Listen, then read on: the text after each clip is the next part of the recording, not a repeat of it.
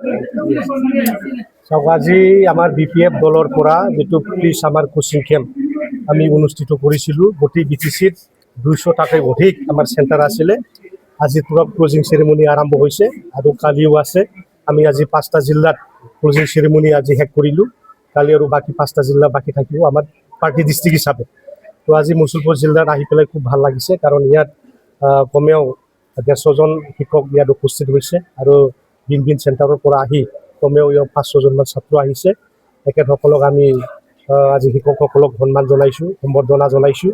তেখেতসকলে আমাৰ অনুৰোধ ক্ৰমে আজি নিজৰ নিজৰ ডিউটি পালন কৰিলে। ইয়াৰ কাৰণে আমি টিচাৰসকলক ধন্যবাদ জনাইছোঁ আৰু ছাত্ৰ ছাত্ৰীক মৰম জনাইছোঁ যাতে এখেতসকলে যাতে অনাগত যিটো মেট্ৰিক পৰীক্ষা, হায়াৰ ছেকেণ্ডাৰী পৰীক্ষা, ফাইনেল যাতে ভাল নম্বৰ পাই যাতে মানে উত্তীৰ্ণ হ'ব পাৰে।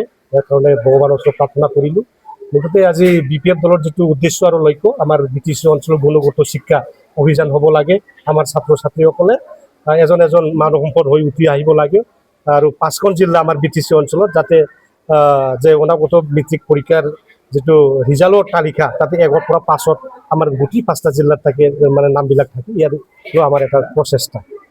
চৰকাৰী স্কিম হিচাপে এনেকুৱা নাই আমাৰ কোচিং চেণ্টাৰৰ কাৰণে, কিন্তু আমাৰ যি চৰকাৰী যিবিলাক আঁচনি আছে যে মেট্ৰিকৰ টপ 10 পালে আমি 5 লাখ টকা দিয়াৰ এটা আঁচনি আছে আৰু MIL ছাবজেক্টত MIL বড়ো, নেপালী বা অসমীয়া, বাংলা হ'ব পাৰে। তেখেতসকলক সৰ্ববৃহৎ নাম্বাৰ আমাৰ BTCৰ মাজত তেখেতসকলক আমি 3 লাখ টকা দিয়াৰ ব্যৱস্থা আমি কৰিম আৰু আমাৰ হাগ্ৰামা ছাৰ মহিলাৰ এটা আঁচনি কৰি আছে ব্যক্তিগতভাৱে যি ল'ৰা ছোৱালী আজি IIT শেষ কৰিছে, NIT পৰীক্ষা শেষ কৰিছে, যে গৰীব দুখীয়া BPL ফেমিলিৰ আমাৰ ছাত্ৰ ছাত্ৰীসকলক 5 লাখ টকা, 3 লাখ টকা, 1 লাখ টকা এনেকৈ সাহায্য দি আছে যাতে গৰীব দুখীয়াৰ ল'ৰা ছোৱালী হোৱা স্বত্তেও যাতে আমাৰ মানৱ সম্পদ যাতে আমি গঢ়িব পাৰোঁ, একেলগৰ ভৱিষ্যত আমি উজ্জ্বল কৰি তুলিব পাৰোঁ। এইটো হ'ল আমাৰ হাগ্ৰামা মহিলাৰ উদ্দেশ্য আৰু লক্ষ্য। আমাৰ স্কুল বন্ধ থাকে, কিন্তু আমাৰ ছাত্ৰ ছাত্ৰীসকলে হায়াৰ ছেকেণ্ডাৰী ফাইনেল দিব, মেট্ৰিক পৰীক্ষা ফাইনেল দিব। ইয়াৰ কাৰণে তেখেতসকলে 1 মাহ যাতে স্কুলত যিটো আমি কোৰ্চবিলাক আমি মেকআপ কৰিব নোৱাৰোঁ সেইখিনি মেকআপ কৰিবৰ কাৰণে এইবিলাক কোচিং কেম্পৰ ব্যৱস্থাটো কৰা হৈছে আৰু অনাগত দিনতো এই আমাৰ যিটো আঁচনি BPF দলৰ এইটো থাকি যাব আৰু আমাৰ AD পৰীক্ষা বা UPSC কোচিং, APSC কোচিঙৰ কাৰণে, ষ্টাফ চিলেকশ্যনৰ কাৰণে, ৰেলৱে ৰিক্ৰুটমেণ্ট বৰ্ডৰ কাৰণেও আমাৰ কোচিং চেণ্টাৰবিলাক আৰম্ভ কৰা হ'ব।